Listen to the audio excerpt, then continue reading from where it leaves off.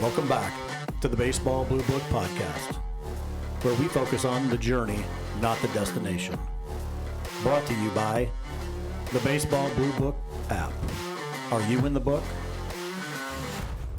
And now, your host, Eric Wobanaw.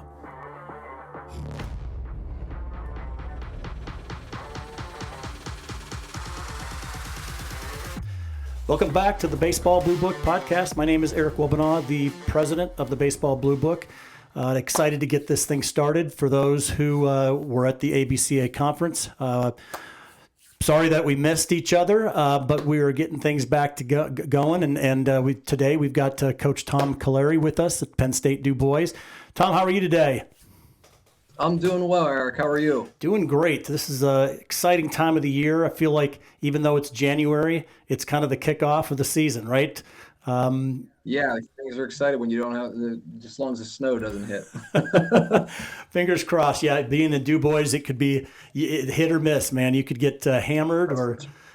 you guys are also up there at Puxatawny, aren't you? Aren't you guys near the groundhog? Yeah, we're about 20 minutes north of Puxatawny, so we're right there. Yeah, for sure. Well, we'll be making sure we check back, and we want spring to be here sooner rather than later. So he hasn't been right too many times. So it's always fun. Well, Tom, real quick before we get started, I want to make sure everybody subscribes to the channel. Guys, like the channel, like this podcast episode.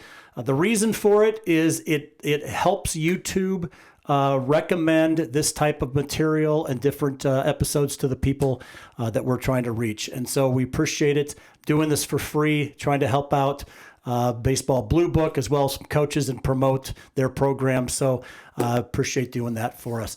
All right, Coach, I'm looking forward to this. Kind of my old neck of the woods up in Western PA. We got a great chance of getting to know each other and talking some things outside of baseball. But this podcast is all about baseball. So why don't you go ahead? Let's go ahead and start with introduction of who you are, the program, real high level at first. We'll get into it in more depth later on, and then we'll start with your journey of kind of where it started. It could be in the baseball, high school time frame. It could be in college, wherever you want to get started. So go ahead and get us started, Coach. Okay, I'll just introduce myself first. Tom Caleri, been the head baseball coach here. We started the program.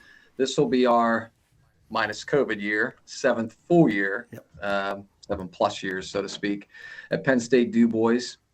Like you said, in Western PA, very, very rural. Our team mantra is you got to have a lot of camo to be on our team. A lot of guys like to hunt and fish. So it's a unique area for sure, but a lot of blue collar type of guys that play for us. Got to be tough, hard-nosed. We've had tremendous success, which we'll get into a little bit. I coached the main campus of Penn State University in '96, where I like to jab guys every now and again, say it's the only time you won the Big Ten championship. So it had nothing to do with me, but I just like saying it. But, yeah, it was a pretty cool experience being there. Awesome. Played at Lock Haven University, and which I know you had Smoke Stover on here too. And I ended up coaching in Greensboro, North Carolina, and at Greensboro College, and won the Dixie Conference down there. Got the honor to experience a South Regional down there, which was pretty awesome. And it's been a great journey. Met a lot of great people. The funny part is I talked to you earlier about relationships, and that's the fun part about coaching is I'm a big relationship guy. So having this opportunity to talk with you, market our program a little bit, just talk baseball in general, and really promote our program, people that don't know it, is a tremendous opportunity. So thank you very much for this. Well, no, hey, I appreciate it. This has been the most fun part of my job and the business is really just getting to know the guys that are they're really the engine that makes it all go. I have a tendency of thinking the high school coaches are that way, but really the college guys, they really understand the game and what it takes to make these players young men. And I think that one of the things I really, really enjoy is how we focus on the student athlete and then the student side more than we do the actual baseball. And I think when I first started talking to you guys, I was surprised, and now it's just something that everybody talks about. It's the key to making, for success. And so before we get into that, let's start with your baseball journey. When did it start? When did you know that baseball was going to be your life? Because obviously it is. Yeah, baseball's been my life forever. I mean, every coach that comes on here is going to tell you probably pretty much the same kind of story. Mine's a little bit different. I like to think it's different, but high school, obviously you have a lot of success in high school. And unfortunately for me, I was injured in high school. I was hit in the eye in a phys ed class. And doctor told me I would never play sports again. Wow. I had a lot of success up to that point. And so I have a hard time with just distances. The depth I still perception? Perception and floating, blood floating still floats in my eye today. So to be able to go on to play college baseball after that, for me, became very difficult. It wasn't as easy. So I really had to turn into a grinding type of person, where before you just relied on your talent. Yep. And now you just had to rely on, try out thinking everybody. So it helped me in a way for my coaching career, rather than just relying on what you were given. Now you got to rely on other things. So that turned that into a positive, and really worked hard, and still had an opportunity to play at the Division II level, and had other opportunities kind of taken away, but this one was a great one at Lock Haven. Really enjoyed myself there. Was a role player. I never lie about it. Definitely was a role player there, like the fourth infielder. I was the guy that kind of played second, third, a little short, but I was okay with that. I mean, I was okay. A utility infielder, put a bunt down when needed, be a scrappy guy. And again, I think failure teaches you how to be a better coach. Absolutely. And I've had a lot of failure from the beginning, had success, had failure, have success with the kind of have to overcome a lot of things to have those successes. So you appreciate them a little bit more. And then being able to do that and do it at the college level and have to think your way through things and still have a lot of failures and accept roles, I think has really shaped me into being a little bit different type of coach, where I can understand successes and relate to those guys, but really also understand the struggles and what it takes and how hard it is to have those successes. Coach, isn't baseball all about adversity anyway? I mean, you couldn't be a better model of going through adversity and saying, you know what, there's a reason for it. You can either fall off or you can build on it, and I think that's really a testament to what you've had to go through. So go ahead. I apologize. No, I appreciate. I don't ever want to talk over you, but I think it's a great metaphor for life. As every coach will tell you, baseball is a stage or a platform to teach life lessons, and each coach does it a little bit differently. I do mine a little bit differently, which we'll get into a little bit.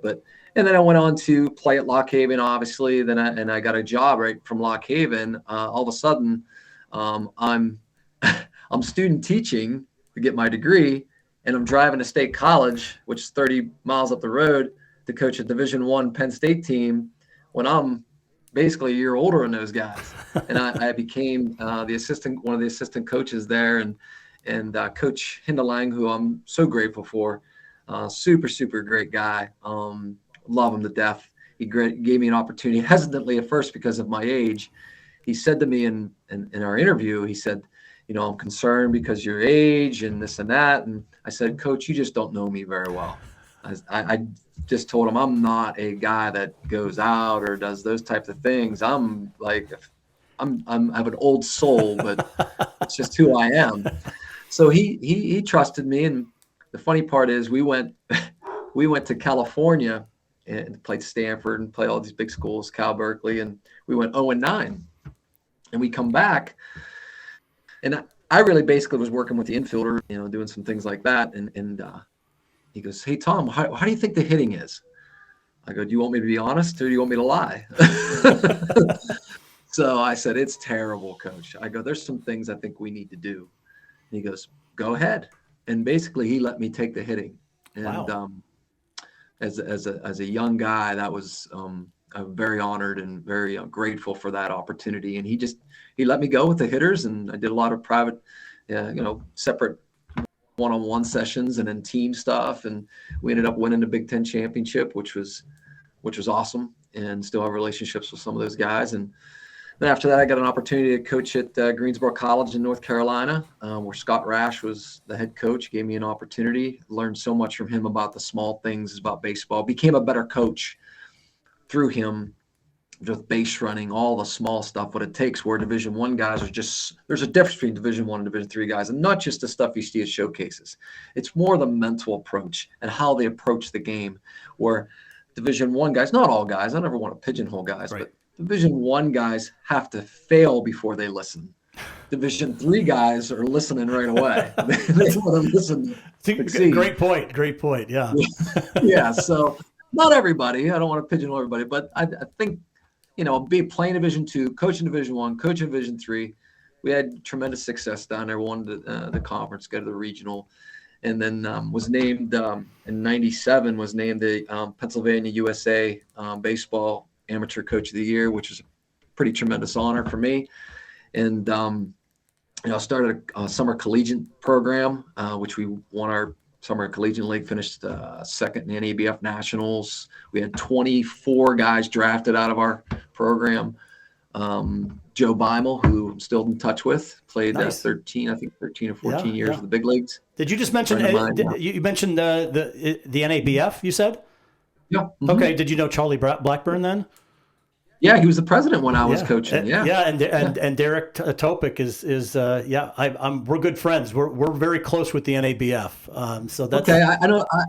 Charlie may not remember because he was a lot older, obviously. But he's dealing with this. I'm just the coach. But yeah, we went out to Wright State University for the championships. Yeah, and we're just a bunch of Pennsylvania kids, and we finished second. We finished 1-0 against the Ohio Warhawks, who are.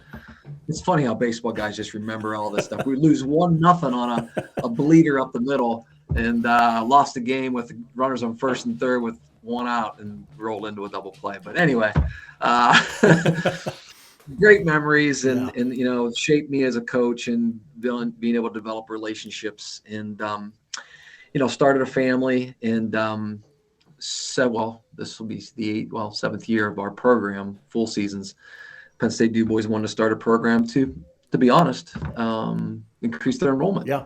And I lived in the area, and the AD gave me a call, and I talked to the real boss, my wife, and she gave me the stamp of approval. And, our program from the get-go, we started with 0 roster, nobody on our roster.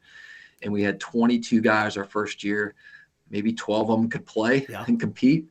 And, we qualified for the World Series. Wow, that's awesome. The USCA World Series, and finished 5th. And we did that back-to-back years. And then we won the World Series the next 3 years. And people that don't know our competition, I'll kind of explain a little bit. But we won it 3 years in a row so 3 out of 5 years starting with 0 roster.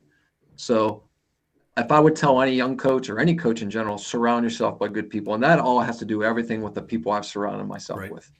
I have tremendous coaches and tremendous tough kids. We recruit a different type of player to fit our culture. And it all starts with culture. And then last year we lost in the semifinals, which when you're at the top so long, people are just trying to, it's lonely at the top for a reason. Yeah. So people are shooting at you I'm not bragging on them. There's a lot to do. We flat out, they beat us in the semis, the apprentice school out of Virginia, which is a tremendous school. They had a kid throwing 94 that beat us. So yeah, wow, he's pretty good. But we beat him the first year. Well, Tom, you there's so much to talk about here. I really appreciate you kind of sharing your journey here. That's what we love about interviewing coaches. You started off talking about the adversity that you went through way back in high school, and putting yourself in that position. What did you go through? And when you're able to go back and kind of look at it from a different perspective, obviously you've had that opportunity.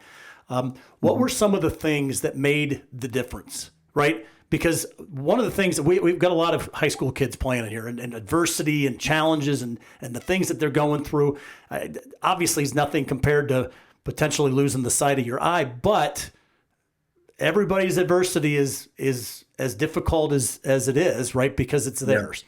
What did you do when, kind of in retrospect, looking back, to get you to focus on the next step and what you're going to do? Well, this is really not related to baseball.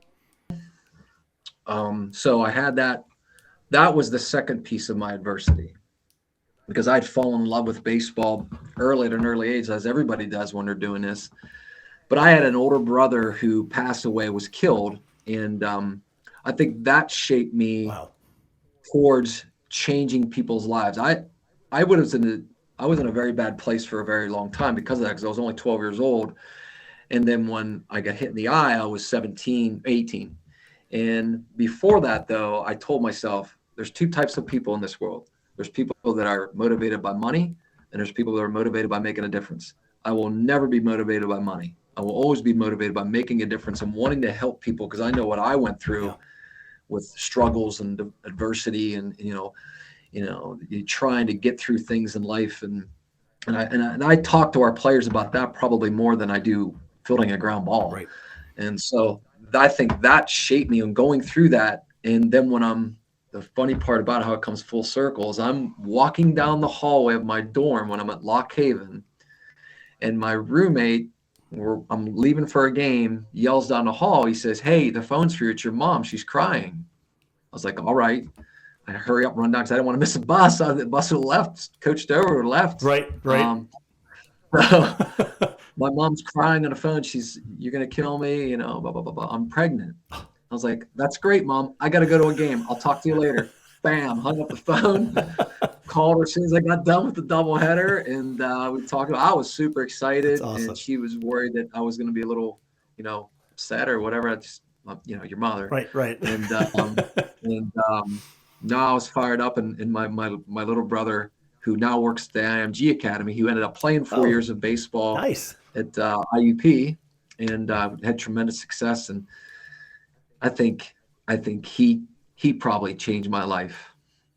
That's pretty awesome. Because of my older brother dying and my younger brother coming back into the picture, and me spending so much time with them, and all because of baseball. And I think that changed my life to make sure I wasn't gonna let anybody,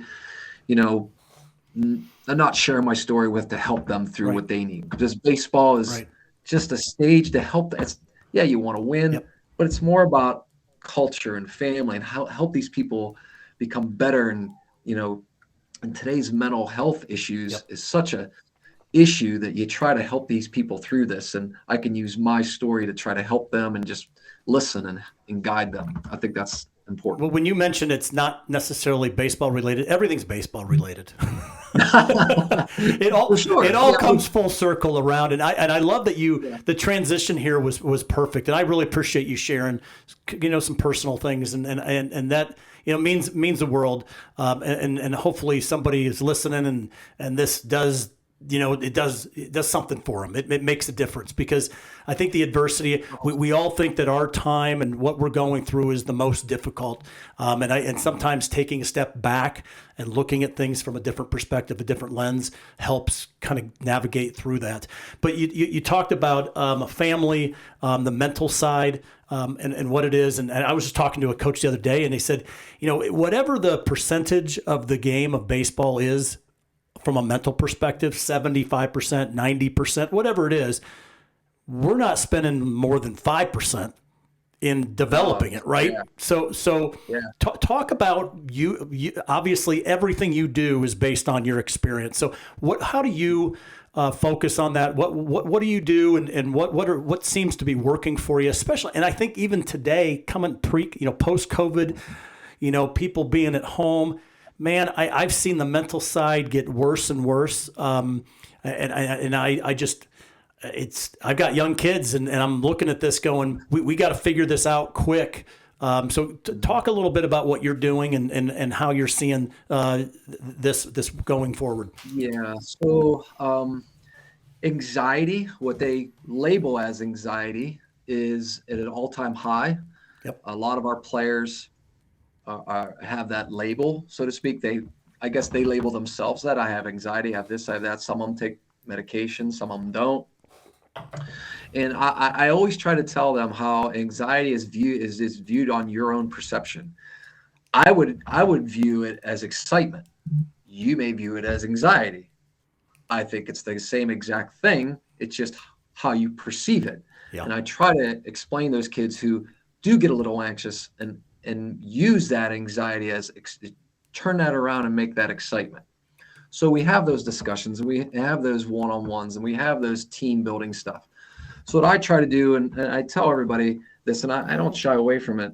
And again, I agree with the coach who said that. I mean, I spend more time on just really trying to develop culture and maintaining that culture and that sense of family than we do. And the baseball thing is 2 hours, right? You spend 2 hours to field a practice. You do the baseball stuff, you do the base running, you do the relays, you do the picks, you do all that stuff, right? And you have your double headers. But outside of that, it just doesn't go away. So the perception to a lot of people when they say you're a coach, they just think it's like Little League. No offense, but they, you take your, like when I was growing up, your old Army bag full of bats, which they don't do anymore because everybody has like $700 worth of equipment. Right. You show up and you leave and it's over. Well, it's never over. My phone is always on, So what I personally do is the first thing I do, I'll kind of walk you through the fall for a freshman. So if you were a freshman coming into our program, we have our first meeting.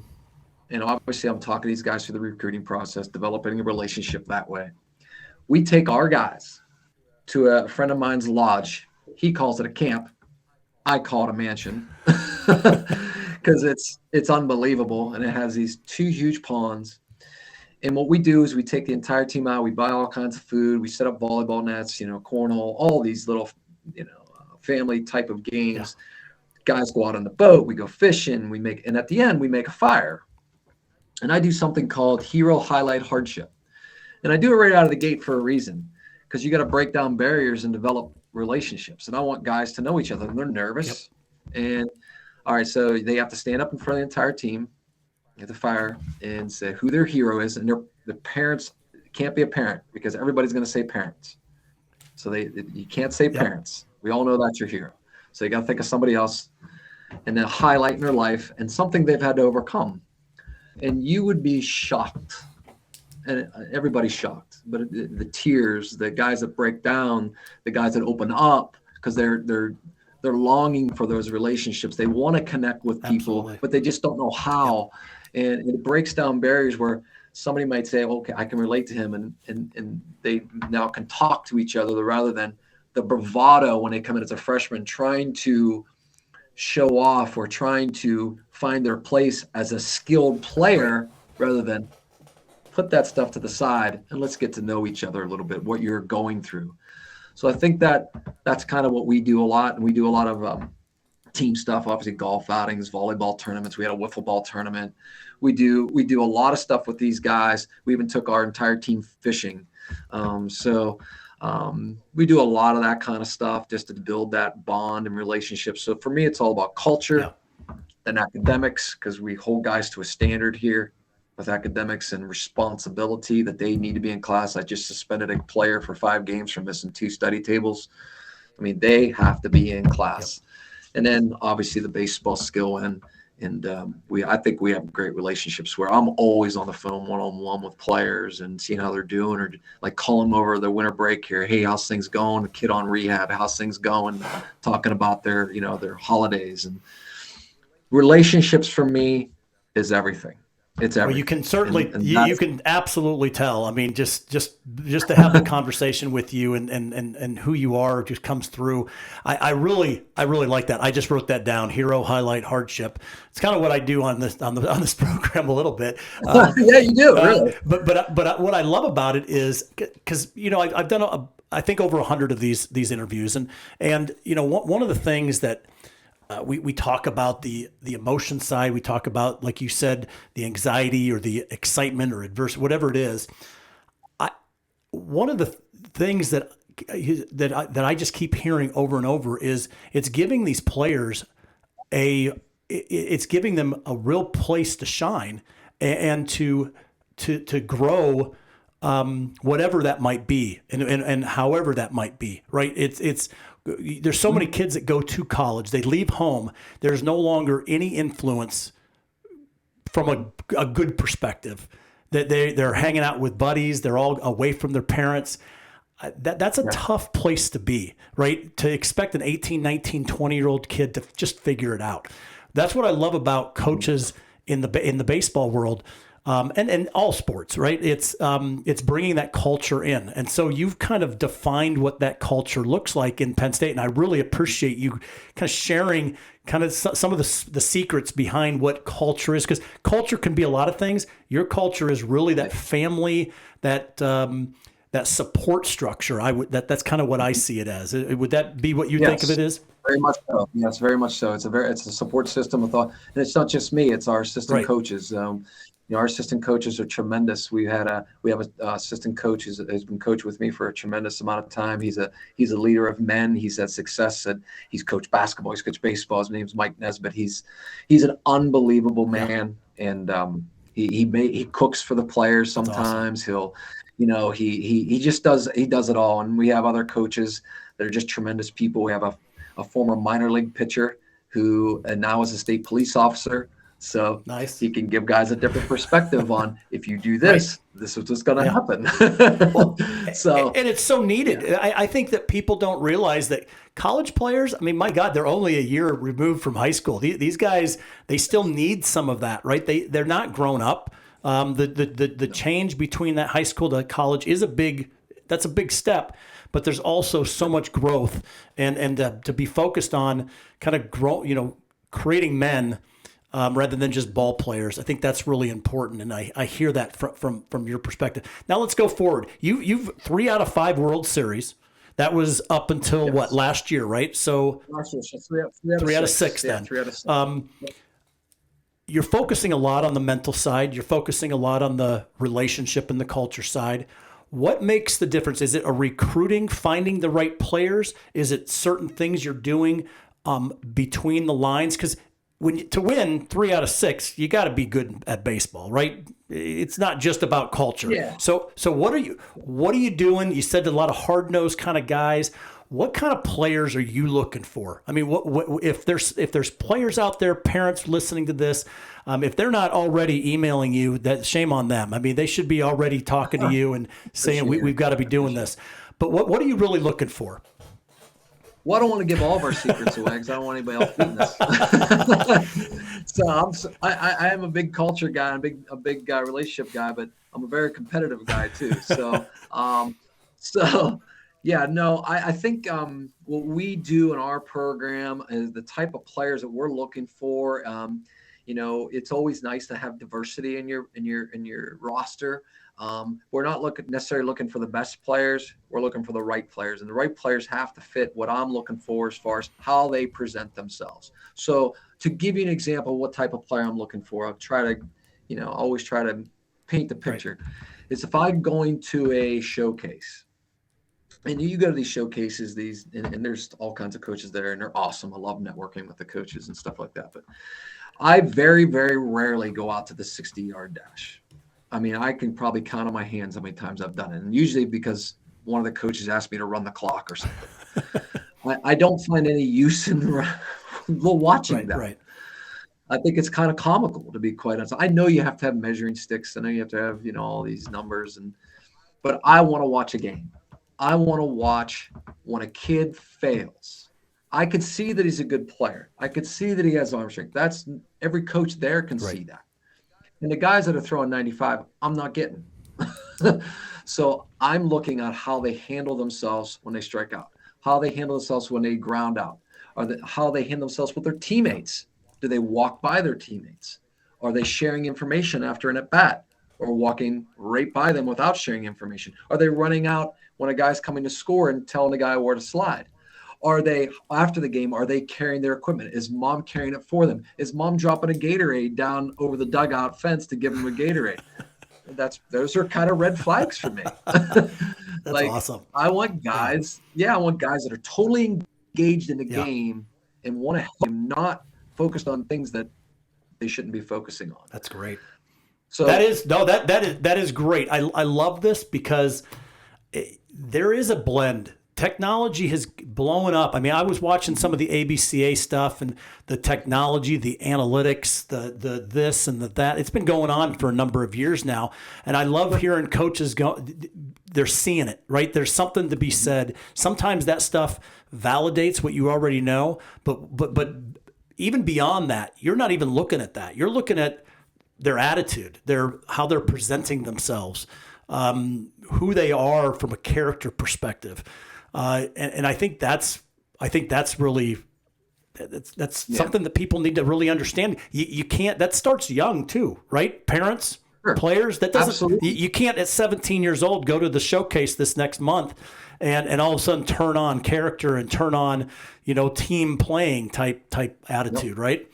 Well, you can you can watch things, and like when they leave the dugout and their parents are there because their parents love them. Yep. Obviously, I have kids of my own, and you could see how a kid, if he has a bad game or any kind of game, really, Yeah. how he reacts to mom and dad when they first greet them. Yeah. Is he handing something to mom and walking away? Right. Or is he giving his mom a hug? Yeah.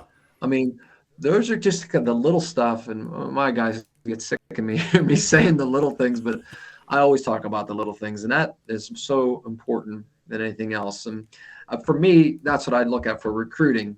As far as within our program, those are the types of things we're talking about all the time. How we make our practices so much harder than the game. Like, if I say anything during the game, there's a problem. Like, I get after them at practice. Right. We'll have our relaxed practices, but I kind of make the practices much harder. Where the game, hey, go have fun, fellas. We're prepared, and you got to prepare them for scenarios and situations. I do a lot of situational stuff rather than, hey, let's take 20. We take a lot of ground balls. We do that stuff, and right. You're talking, and this is analyzation, but paralyzation by analyzation is paralysis baseball. It's paralysis by analysis, right? Analysis, yes, that is baseball 1-2. All this technology is great, yeah, but it's not used. You can't use it to always develop a player. You can see what it is right. and use it as a reference or as a guide, but it's not going to develop someone.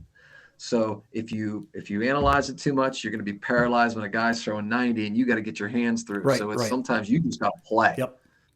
You just got to play. And that's why we do wiffle ball. That's why we do those things. I want to see guys compete. We make things extreme. We had a bocce ball tournament and made it competitive. Awesome. Guys are talking trash on bocce ball tournament. So yeah, I mean, I love it. I mean, that's kind of who I am. So, family, competitive, brotherhood, but you got to make it that way, and you got to allow them to learn how to win, right? Because they got to know how to win while they're doing it. So, well, when we do like a mentorship. I will say one more thing. I'm sorry to interrupt you, but we do like a mentorship thing in our program too, where we expect our older guys to mentor our younger guys, and they really take pride in that. Like our alumni will stop in and try to tell them what it's about, what it's supposed to be about, and then carry that torch. And this will be our 7th year. But it seems like it's young, but those guys care about the program. Yeah. They're always coming around. So, which is, I think there's a lot of pride. It really, that's one thing that I've really, I've seen just talking with a number of the coaches. I don't know if it's the area. I can't wait to branch out to the Midwest and the West and the South, different places. But it seems like the rural, the blue collar, that attitude is truly resonant in that area of the country. And that's kind of the segue into, we've heard camo is a prerequisite to go into DuBois, a lot of hunting and fishing. I don't think people understand that are not from that area, how much that is part of it. I mean, just for the record, when I moved up there and it was a holiday or a school was out for the first day of hunting. That was the first time I've ever heard that before. And that's not something that happens across the country, right? Well, I'll tell you real quick. We had 2 players. One called me at 6:30 in the morning and said, "Hey, coach, I got a deer in my sights. You want me to knock one down for you? I was like, go ahead. And then they skinned it out on their porch at their apartment. That's great. That is great. Expand on that a little bit. I mean, for people that understand, I mean, the campus. Give us kind of a rundown of what it's like. I mean, and also just for those who don't know what the Penn State kind of network is, because I think it's very unique. I'm a Hawkeye, but I have much respect for the Penn State Nittany Lions. And so talk a little bit about what, I've talked to Coach Cooper at State College, a couple other Penn State guys, but give us kind of an idea of what that is, and then specifically the DuBois campus. Yeah. So again, I think with my background, I have that unique perspective of coaching at the main campus, and I know Coach Cooper too, yeah. and being on that large of a campus and having that perspective. And for our campus, it's a Commonwealth campus. Penn State has these satellite campuses throughout the state, and it's a smaller campus. So there's like 6 buildings. There's like 400 to 500 students, and we're only an hour from the main campus. Right. So it's the best of both worlds for us, where they get a really, really small classroom, but they still get a Penn State degree. It doesn't say Penn State DuBois, it says Penn State University. And we just put $1 million into our new recreation center. So there's a tremendous opportunity with new facility, great campus. You're getting a Penn State degree. And they have access to everything any other student has at the Penn State Commonwealth campuses. They can get student tickets. They drive down the road an hour, go to the hockey games, go to the football games, go to this game, basketball games. Heck, some of our players, I'll text them. I was like, you're at the basketball game tonight? Because they were sitting right behind the bench. And heck, I see them on TV more than James Franklin. So they're always down there and doing that kind of stuff. So they kind of have the best of both worlds. Yeah. They get the social aspect of the main campus, but they get the small campus feel and one-on-one that they need. Instead of being in an auditorium of 400 students, they're in a classroom of 20 to 25, really being hands-on to get their degree, which is, and they obviously get an opportunity to play college baseball on a top-notch facility, which we have a all-turf stadium, which is awesome. Called Showers Field. If anybody ever looked it up, we've hosted the World Series the last 4 years. So it's not like we get an automatic bid. We just, because we have such great facility, it's tremendous. Coach, this has been a lot of fun. We're hitting up about the 40-minute time. We could talk. We could probably talk another hour or so. A couple of questions that I typically ask, and we'll just get this as a summary because we've already covered most of it. But the first one is type of player that you're looking for. Why don't you go ahead and do that, and then and then I'll ask the next question after your answer. All right, I'll make that short. So, high character, hard-nosed, be willing to compete. That's perfect. Love it. Second one is, why is DuBois campus specifically a place where somebody should take a look at? I think we are an extension for parents and players. We're an extension of parents with our family culture. So I think kids are safe here. It's a rural community where your kids are safe and they're getting a Penn State degree with the opportunity to learn life lessons through the platform of baseball, because we have tremendous people involved in our campus, in our baseball program. We try to develop men rather than boys. If all I teach them is how to hit a baseball, then I have failed them. So that's kind of our mantra. I'll give you an A+ on that answer. I mean, that was perfect. The second, I just went blank. We'll cut that out. I had another question, but your answer was so good that I thought that was fantastic. Oh, how's this year looking? A lot of people have asked me that. I think we're really, really talented, but really, really young. But in my perspective, as I told the players, yes, we're young, but as I tell everybody, and I learned this from Coach Hinnelang, and I really respect him for saying this. I learned this at a young coaching when I was at Penn State, Maine, and he always used to tell the guys, you're not playing against another team. And the game of baseball is just so unique. Yeah. You're playing against a uniform. You're playing against the game. You're playing against a ground ball. The ball doesn't come off the bat any different than anybody else's. Maybe harder sometimes. Right. But it's a ground ball. It's a pitch. It's a plan. It's an adjustment. It's strategy. And if you execute, no matter who else is out there, you're going to give yourself a chance to win. So age to me, yes, experience matters, but I think we have a really good young group of guys that are talented and we'll compete. I will say that we'll be competitive. That was fantastic. I really like that because you're not playing against another. You're playing against the ball. Yeah, that's it. That's it. You're playing against the ball. Yeah, it's coming. There's not a pulling guard coming around the side gonna bury you. Isn't that the truth? That is so true. That's great, Coach. This has been a lot of fun. I really appreciate the opportunity to jump on with you, and thank you so much. Again, this has been great.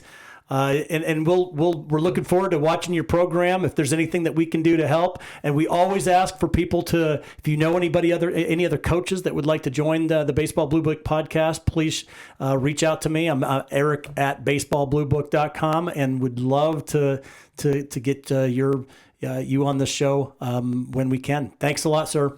Yeah, no, I appreciate it. We have to get you up here for the World Series. I would love it. I always want to get up to Western PA. That would be fantastic. Love to have you. All right. That'd be awesome. Hey, thanks a lot, Coach.